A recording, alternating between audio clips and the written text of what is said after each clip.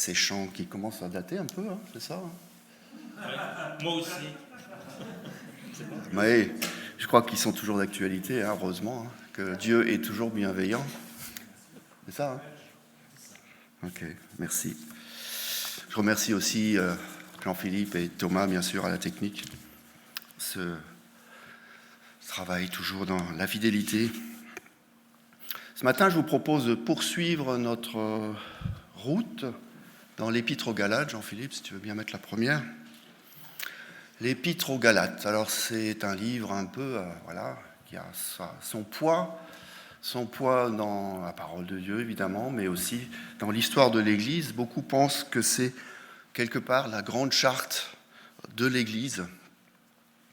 Il paraît même que Luther, lorsqu'il a rédigé son commentaire sur l'Épître aux Galates, c'est là qu'il aurait posé les premiers fondements de la grande réforme du XVIe siècle.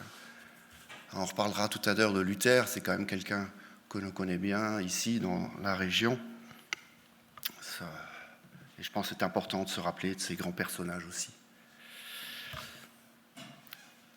Sébastien en a parlé au chapitre 1, il a fait une introduction également, et ce matin on va essayer de parcourir le chapitre 2, et j'ai tiré en gros trois notions qui m'ont paru, qui m'ont sauté aux yeux. Si vous voulez vraiment parcourir dans l'Épître aux Galates, bien sûr, mais vous avez aussi un très bon commentaire de John Stott, et je vous invite vraiment, si vous avez l'occasion de le lire, c'est quelqu'un que j'apprécie particulièrement. C'était un grand observateur de la nature, et puis bien sûr un grand théologien qui nous a quittés, et ce livre s'appelle « Appelé à la liberté ». C'est un très bon commentaire qui m'a fait du bien aussi. Donc, en défendant son ministère, l'apôtre Paul défend avant tout un message libérateur de la grâce. Alors, on peut se rappeler que sur le chemin de Damas, Saul a pu mesurer la profondeur et la beauté de ce message.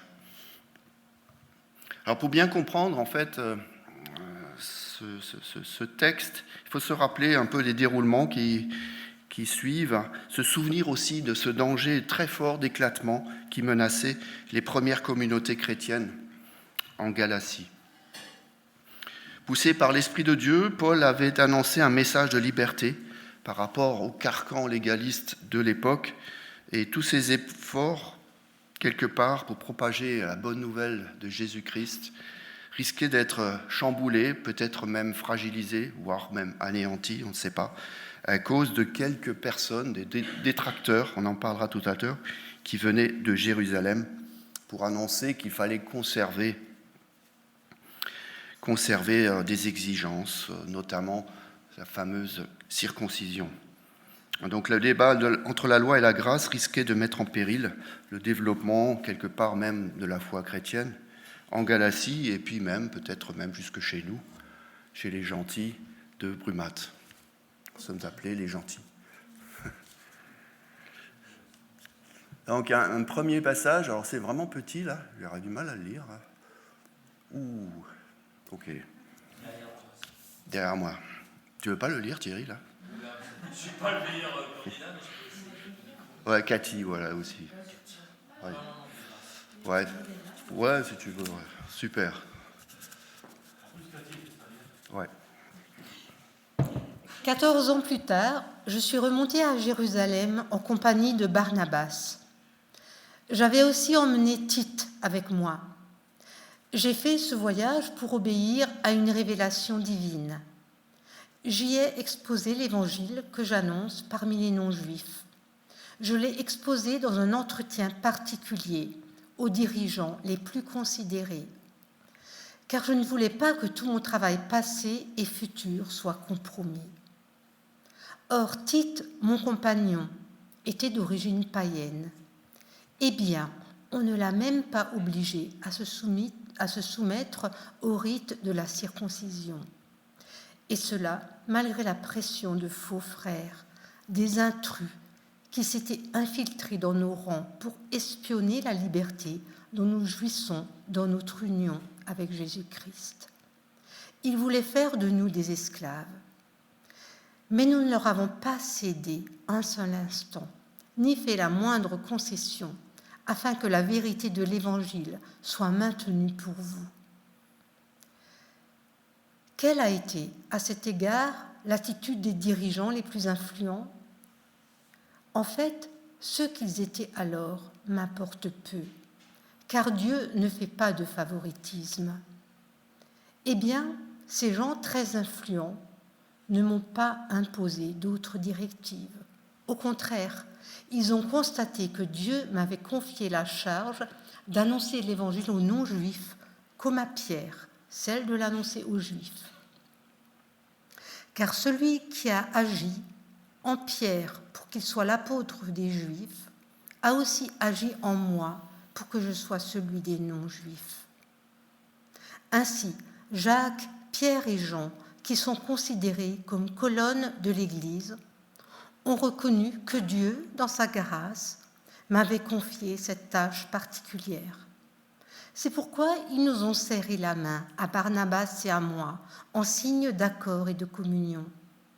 Et nous avons convenu ensemble que nous irions, nous, vers les peuples païens, tandis qu'eux se consacreraient aux Juifs.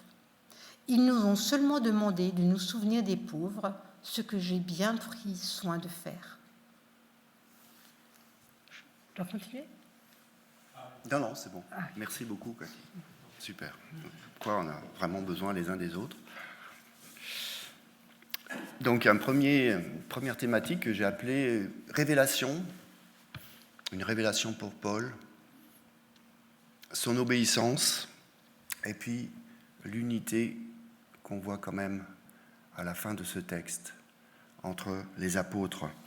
Alors, il y a beaucoup d'histoires ici. Si on regarde un peu la chronologie des événements, l'apôtre Paul a entrepris un premier voyage d'évangélisation en Galatie. Pour ceux qui étaient en Turquie une fois, la Galatie, en gros, c'est au sud-ouest de la Cappadoce. Donc, Cappadoce, c'est vraiment un des coins touristiques parcourus par beaucoup d'agences. Et donc, j'ai eu l'occasion d'y aller, c'est vraiment magnifique. Et donc, la Galatie, c'est plutôt à l'ouest, sud-ouest. Il y a prêché pendant 3 ans sans en référer quelque part aux instances de Jérusalem. Après ces 3 ans, il est venu faire la connaissance de Pierre et puis aussi de Jacques le Juste. On l'appelait Jacques le Juste. Puis Paul est reparti pour porter l'évangile loin des terres de Judée pendant 14 ans, avant de revenir rendre son témoignage aux apôtres les plus influents, comme c'est marqué ici dans ce texte. Donc pendant ce temps relativement long, il a eu vraiment à cœur de faire progresser la bonne nouvelle de Jésus-Christ crucifié, mort pour nos péchés, pour ses péchés. Et puis on le voit ici, il va revenir à Jérusalem. Alors pour quelle raison ? En fait, on a l'éclairage dans le chapitre 15 des Actes des Apôtres. Un texte, je vais simplement lire les 2 premiers versets. C'est assez dense, ce chapitre 15. On l'appelle ça aussi, c'est là où il y a eu lieu le premier concile de Jérusalem. Il y a eu de la tension à ce moment-là. Et je vous lis versets 1 et 2 du chapitre 15. Quelques hommes venus de Judée enseignaient les frères en disant « Si vous n'êtes pas circoncis selon le rite de Moïse, vous ne pouvez être sauvés. » Paul et Barnabas eurent avec eux un débat et une vive discussion. Et les frères décidèrent que Paul et Barnabas et quelques-uns dès l'heure monteraient à Jérusalem vers les apôtres et les anciens pour traiter de cette question. On peut dire que 17 ans après la prédication de Paul en terre païenne, beaucoup de choses n'étaient pas encore résolues sur ce sujet pourtant très important. L'enseignement des Judéens, selon lequel la circoncision devait être toujours une condition de salut, est vraiment contraire à la conviction de l'apôtre, on le voit ici très fortement, et pour lui, cette situation ne pouvait pas durer. Donc on voit les frères qui décident de s'en remettre à l'avis du collège apostolique de Jérusalem. Ils mandatent Barnabas, quelques frères pour accompagner Paul. Et dans sa lettre aux Galates, dit, et ça c'est important, que c'est pour obéir à une révélation divine qu'il monte à Jérusalem. Il n'a pas été convoqué par le collège apostolique. Paul, il faut que tu reviennes, il y a un truc qui ne va pas du tout là. En fait, c'est vraiment pour répondre à une révélation de Dieu, qu'il y va. Et il prend avec lui Tite, un grec converti, auquel on n'a pas imposé la circoncision. On peut dire que l'apôtre est déterminé. Il a envie d'en finir avec quelque part ce frein, on pourrait même appeler ça un mal qui ronge les nouvelles communautés chrétiennes. Paul est conscient de la révélation qu'il a eue. Il se rappelle très bien ce qui s'est passé sur le chemin de Damas. Vous vous en souvenez également.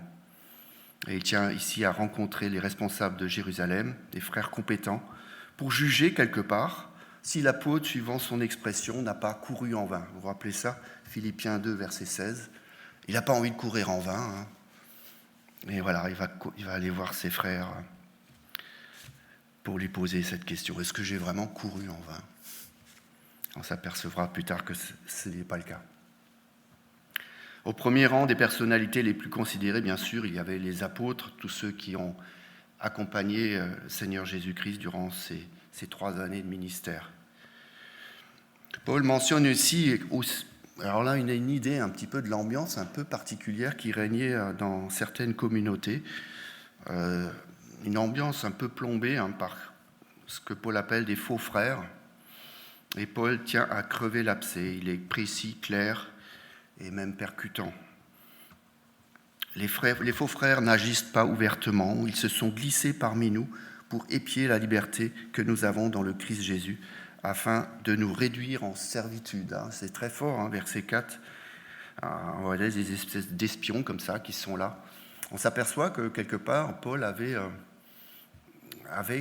des détracteurs durant une bonne partie, même peut-être tout son ministère, des gens qui regardaient ce qui se passait, C'était ça devait être assez pesant pour lui, entre parenthèses.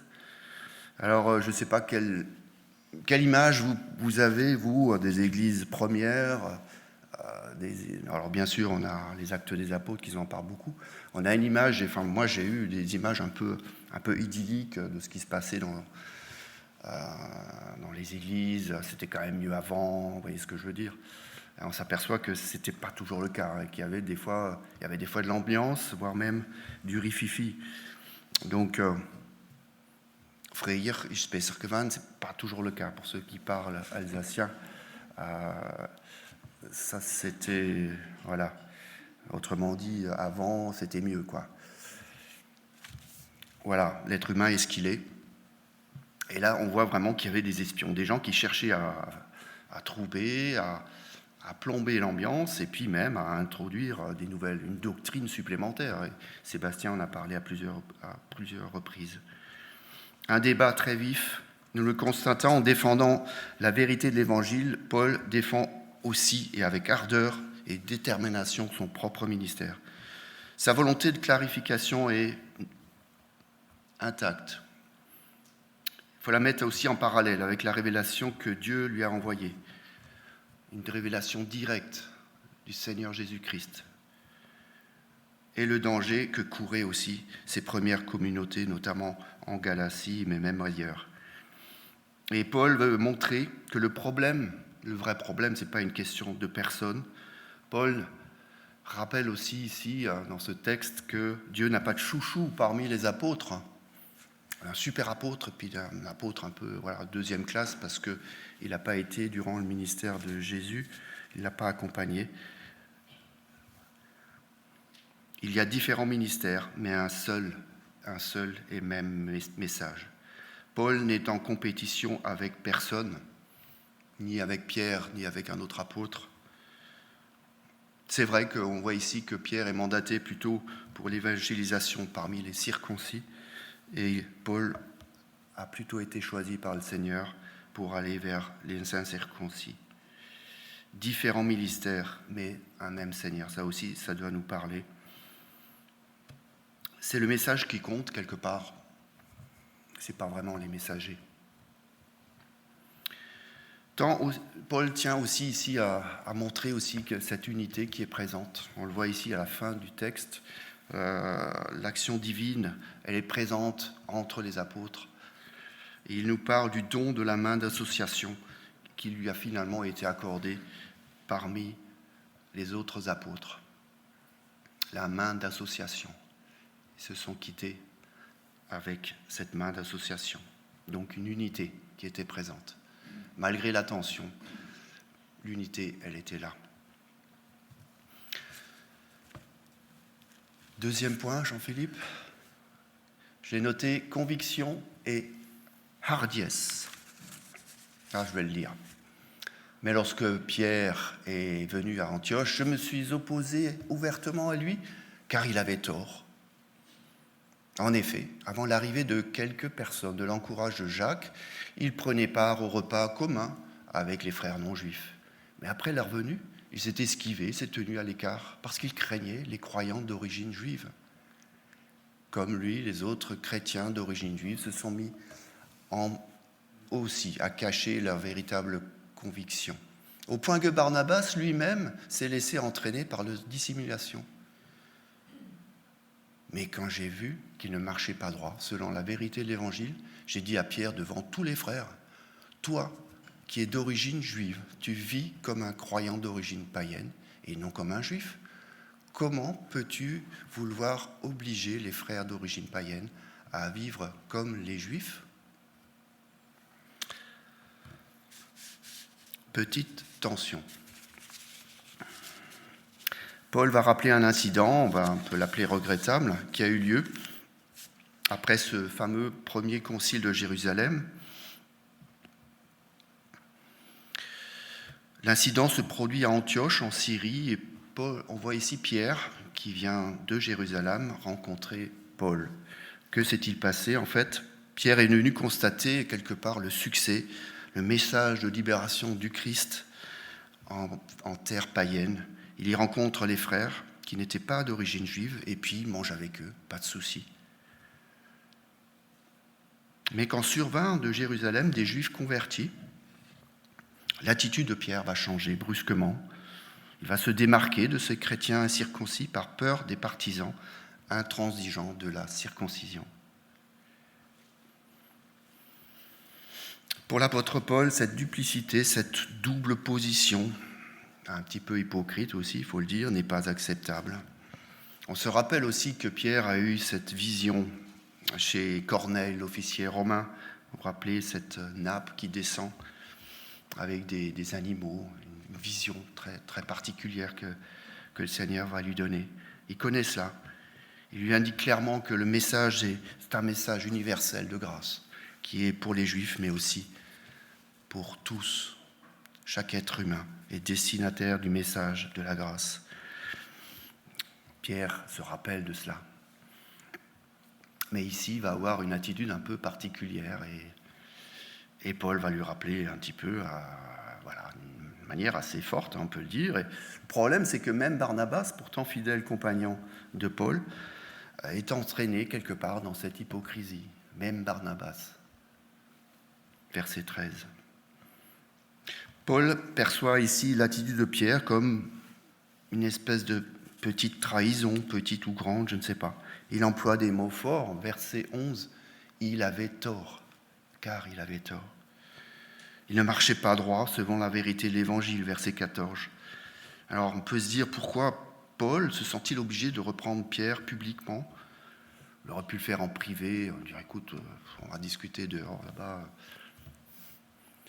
Il l'a fait devant tout le monde, quoi. C'était assez. Pourquoi il fait cela ? Alors il y a plusieurs explications possibles. Le concile de Jérusalem était tout récent, il avait abordé cette question, mais en fait, la solution n'était pas vraiment trouvée. On voit ici qu'il y avait encore un chemin à parcourir. On s'était rendu à quelque chose, à un minima.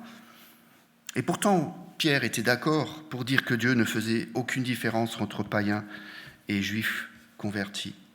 On voit ça dans Actes 15, versets 7 à 11. Son attitude pour Paul devenait quelque part incompréhensible.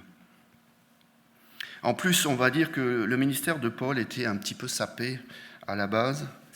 Même son plus proche collaborateur, Barnabas, a été pris quelque part dans le filet. Et puis, bien sûr, l'attitude de Pierre va à contresens des révélations que Paul avait reçues directement du Seigneur. Fallait-il suivre un homme ou suivre Dieu ? L'attitude de Pierre nous montre en tout cas qu'il y avait bien plusieurs courants, notamment 2 très forts, courants de pensée, qui allaient être en conflit. Et puis ce danger d'un schisme ou d'une séparation était quand même très très fort et réel. Les 2 attitudes, les 2 positions n'étaient plus conciliables. Soit le salut était la récompense accordée aux œuvres humaines, soit le salut dépendait intégralement de la grâce de Dieu, indépendamment de toutes nos actions, de tous nos mérites, de tous nos diplômes et autres médailles. En 2 mots, pour Paul, le choix était simple, soit la servitude, soit la liberté. C'est pour ça qu'il y a eu cette explication, on va dire, un peu franche. Le cœur de Paul était rempli de l'amour du Fils de Dieu qui était mort pour lui. Il avait compris, quelque part, son identification avec le Christ. Donc il y a eu tension. On va lire encore l'autre dia, si tu veux bien. Ok. Proclamation. Je vais le lire encore. Paul ici va aborder peut-être le fondement, ce qui va transparaître de l'épître aux Galates. Et ça, c'est vraiment très important qu'on puisse se plonger dans ce texte.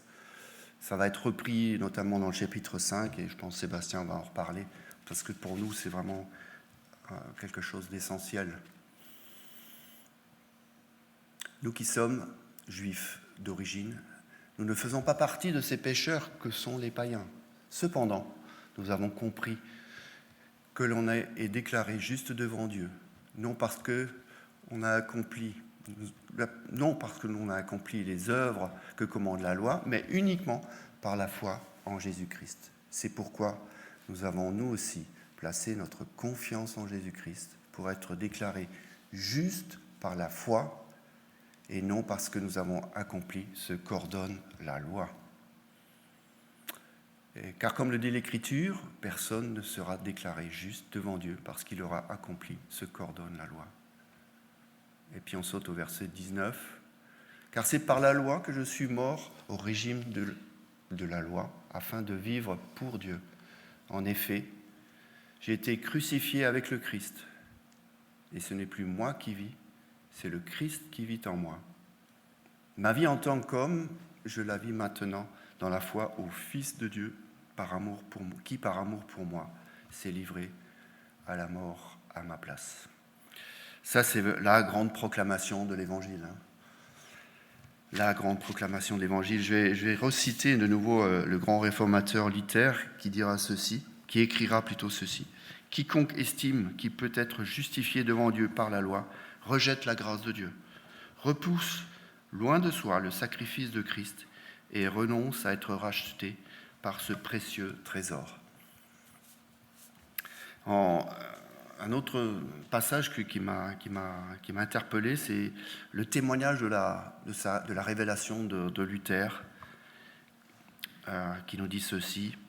« Or, moi qui, vivant comme un moine irréprochable, me sentais pécheur devant Dieu, avec la conscience la plus troublée, et ne pouvais troubler la paix pour ma satisfaction, jusqu'à ce qu'enfin, Dieu ayant pitié, et alors que je méditais jour et nuit, je remarquai l'enchaînement des mots, à savoir la justice de Dieu est révélée en lui, comme il est écrit, le juste vit de la foi. Alors je commençais à comprendre que la justice de Dieu est celle par laquelle le juste vit du don de Dieu, à savoir de la foi, et que la signification était celle-ci. Par l'Évangile est révélée la justice de Dieu, à savoir la justice passive, par laquelle le Dieu miséricordieux nous justifie par la foi, selon ce qu'il est écrit. Je juste vis de la foi, il le répète encore une fois. Alors je me suis senti un homme né de nouveau et entré, les portes grandes ouvertes, dans le paradis même. Alors ça c'est... Il y a Luther qui... Voilà. Mais en tout cas, ce qu'on note ici, c'est que pour lui, il y a eu vraiment une révélation, un peu comme l'apôtre Paul, enfin Saul à l'époque, qui deviendra Paul plus tard. Une vraie révélation de la grâce de Dieu. Le juste vit de la foi. La position de l'apôtre Paul s'inscrit donc dans un vécu authentique, quelque part inattaquable. Sa métamorphose est spectaculaire. Un défenseur acharné de la loi, il va devenir un défenseur de la grâce. Il passe de la servitude de la loi à la liberté en Jésus-Christ. Et il dira même, toutes ces choses qui étaient pour moi des gains, je les ai regardées comme une perte à cause du Christ. Et même je regarde toutes choses comme une perte à cause de l'excellence de la connaissance de Jésus-Christ, mon Sauveur pour lequel j'ai renoncé à tout. Je les regarde comme de la boue, afin de gagner Christ et d'être trouvé en lui, non avec ma justice, celle qui vient de la loi, mais avec celle qui s'obtient par la foi en Christ, la justice qui vient de Dieu par la foi. On voit ça dans Philippiens 3, versets 7 à 9. Un cœur de Paul rempli de la grâce, de l'amour du Fils de Dieu, mort pour lui. C'est quelque chose qui l'a marqué, qui lui a permis de traverser probablement bien des turpitudes, des attaques en interne, des détracteurs, des gens qui cherchaient à le nuire. Et puis bien sûr, des attaques de l'extérieur, mais je ne sais pas lesquelles ont été les plus rudes pour lui. En tout cas, l'amour de Christ l'a porté. Il avait compris la portée, toute la portée du message libérateur de Christ.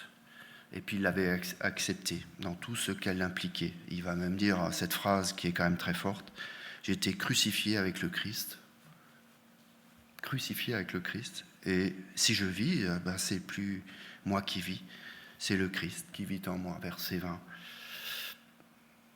Ainsi Dieu lui-même, tel qu'il s'est révélé en Jésus, était devenu le but suprême de son existence. Voilà, moi je me sens tout petit devant de telles révélations, mais en tout cas, c'est des choses vers lesquelles nous devrions tendre, nous rendre compte que, voilà, le Seigneur a tout donné, et puis c'est pour la liberté que nous sommes appelés. En conclusion, quelles applications spirituelles pourrons-nous tenir ? La lettre de Paul aux Galates confirme le message, un des messages centraux, on va dire, des Écritures. Elle nous présente aussi des hommes, des femmes comme nous, avec leurs forces et puis aussi leurs faiblesses. Ça, c'est rien de nouveau. Notre monde a toujours besoin aussi de témoignages audacieux, rappelant les grands principes fondamentaux du message de Christ. Le salut est une grâce de Dieu obtenue en Jésus-Christ. Aucune œuvre, si belle soit-elle, ne peut prétendre mériter le salut. Je ne peux rien rajouter, rien changer. L'homme ne peut rien faire pour son salut. Il ne peut que l'accueillir dans son cœur par la foi comme un cadeau. Et c'est ce que je vous invite en tout cas à réaliser pour vous-même. Et puis je vais laisser ce texte. Ça, c'est pas un apôtre qui a écrit cela. Vous savez qui a écrit ici ? C'est Jésus-Christ. C'est la traduction parole vivante. Si donc c'est le Fils qui vous donne la liberté, alors vous serez réellement, vraiment, des hommes libres. Amen. Seigneur, merci pour ce message plein de grâce, plein de vérités qui sont là, que nous avons à méditer, à ruminer. Seigneur, nous voulons vivre de cette grâce dans notre quotidien de vie. Seigneur, apprends-nous à progresser aussi, à garder ce témoignage en nous-mêmes et à être aussi, quelque part comme Paul, à garder l'audace de la foi et à la propager autour de nous, Seigneur. Mais je te prie vraiment pour chaque personne ici présente et merci pour ce que tu nous accordes dans notre quotidien. Nous avons besoin de toi, besoin de ton secours et que tu veux nous offrir par pure grâce. Amen. Petit chant, Thierry, ou...